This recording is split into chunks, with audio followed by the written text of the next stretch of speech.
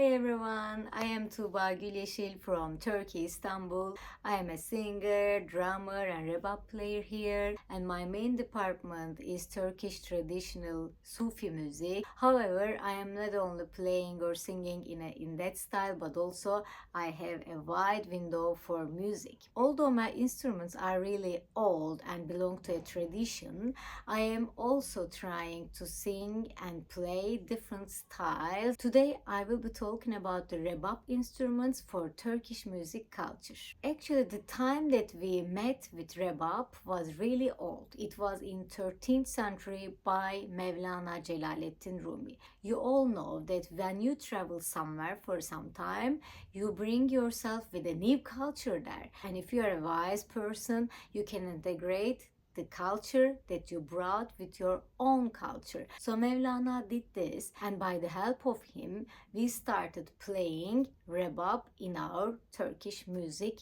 performances. In the past, rebab had a strict area to perform because Mevlana Rumi was a famous Sufi. And the gatherings was always about Sufism, God, and one's finding himself. It was a deep atmosphere. Therefore, rebab was being played only in Sufi gatherings with whirling dervishes and singing really religious songs. As Mevlana says in the book that his son wrote, called Rebabname, like rebab letters, found this instrument really poor and lonely. Therefore, he brought the instrument to our culture to give a better status to rebab and of course to enrich the Turkish music culture. The rebab, as we all know, was not like this in the past. Of course, every kind of instrument has its improvement and change. It is quite normal, like every kind of instrument. It was fretless. It was with 2 strings. Strings of ancient rebab was made of horsehair, just like the bow. You play a string made of horsehair with a bow made of horsehair, then a different sound comes from the rebab. Of course, this is in a meditative way, something like breathing, like maybe, okay. But when you play with a philharmonic, you may have the problem of intonation, detonation, and different sound coming with a microphone in a studio. So this was the need for improvement of rebab. We can start with the bow. You see, this is a quite primitive and simple bow. You cannot arrange it with a specific part here.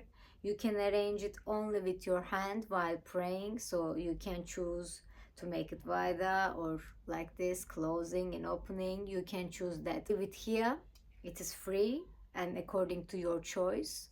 You don't need to change something here like violin. So this is more primitive one made by horsehair, as I said. I would like to show the fretless rebab first to you. It is made of coconut. Here is the coconut. We were able to find bigger ones, but now they are getting smaller and smaller each day. So this is one of the good ones. We can think that this is the traditional rebab. Of course, this is not the one that Mevlana Rumi brought from Middle Asia to Turkey in 13th century. Of course, everything has changed. But this is thought to be the traditional one. Fretless, more authentic, smaller. System is like la, mi, la. Smaller, fretless, and natural skin. This is so important. One of the main differences of 2 rebabs, because when you choose natural skin, you may have the problem of sound. The natural skin may be affected soon according to the place that you are in. If it is too warm, if it is too cold, then you will have the problem of sound. You know, you will not get the clear sound because everything is changing when you change the skin with the weather. Therefore, nowadays we don't use this. We use German paper. Then you can have the clear sound in every circumstances. In the past, this one, the first string, was horsehair. This is not the natural horsehair, but again, not like this. They put more than one, and still they want to get that sound of horsehair. So you can see it's not a perfectly clear sound because you have more than one here, but here one string, one. So they want that sound actually because they find it traditional version. They find it, you know, as I said, like breathing And rebab was being used in music therapy as well in Ottoman period. When you think this is the primitive and meditative instrument, you may not touch for anything and you may try to find that sound of therapy. So you may not change all of this.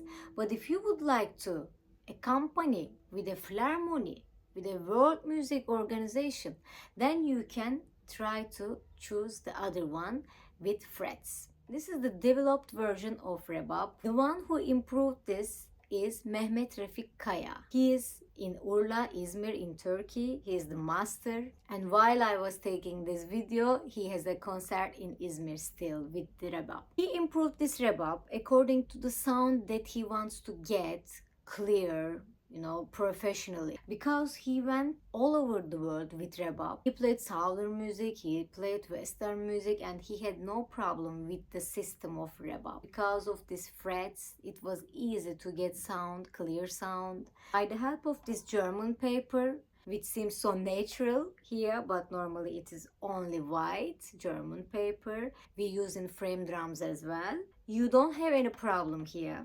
according to the weather. You can be in a big concert area that there are many lights on it, but there is no problem with here because of this German paper.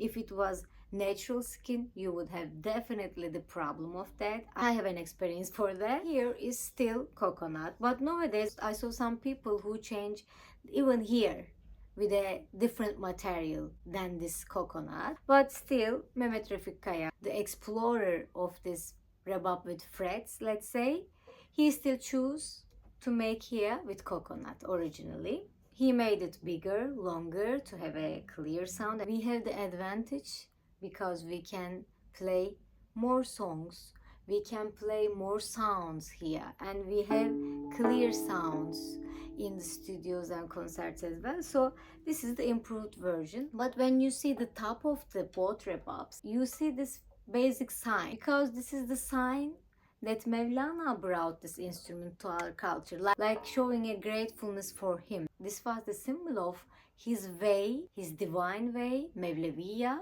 similar to the things that he put on his head for this way, for this path. We put this sign like thanking him.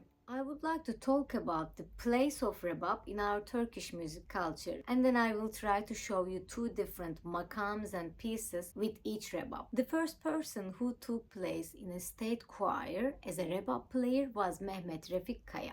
He was playing the second rebab that I showed you with frets because he was the explorer of it. And the second rebab, actually this one, was being named as Refik-i Rebâb.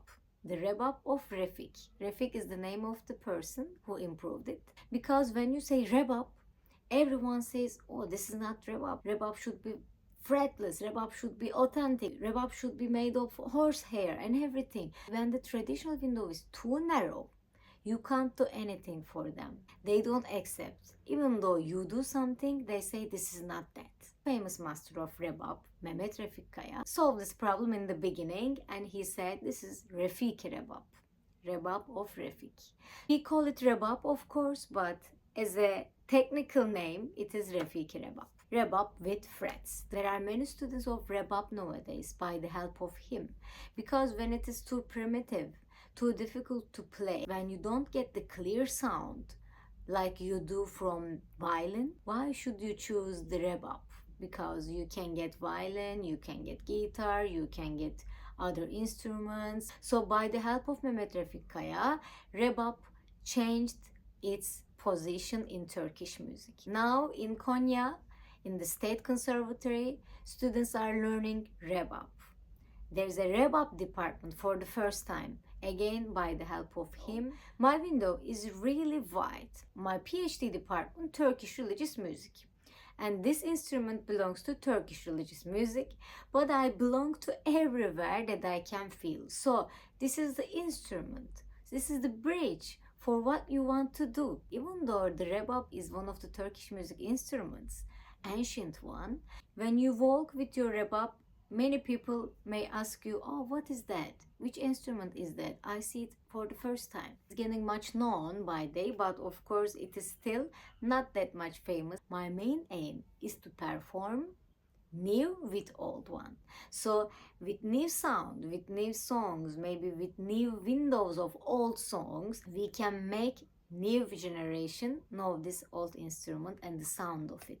So I would like to show you the sounds of both. I will start with fretless one. I will play a small Nihavend song by Kemani Serkis Efendi. Then I will go through with other one and I will play two different Hüseynî religious songs like Sufi songs for you. Then I will shortly talk about the makams and the effects of frets for these makams.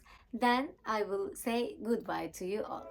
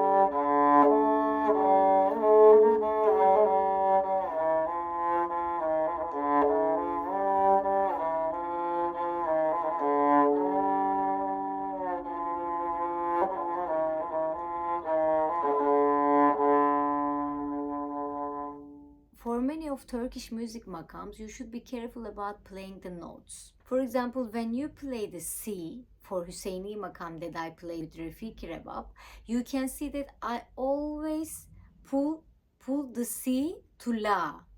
Do, si, si, la, la, do, si, si, la, la. Not like this.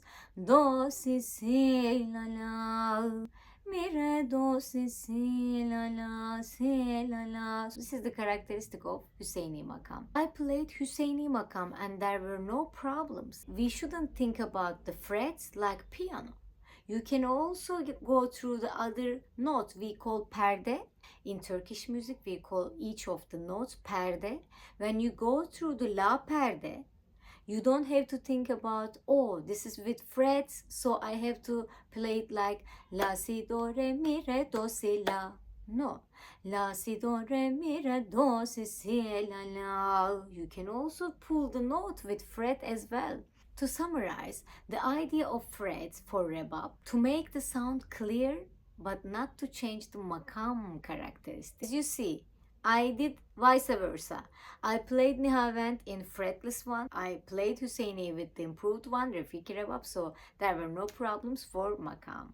So I would like to tell you some good names for rebab as well.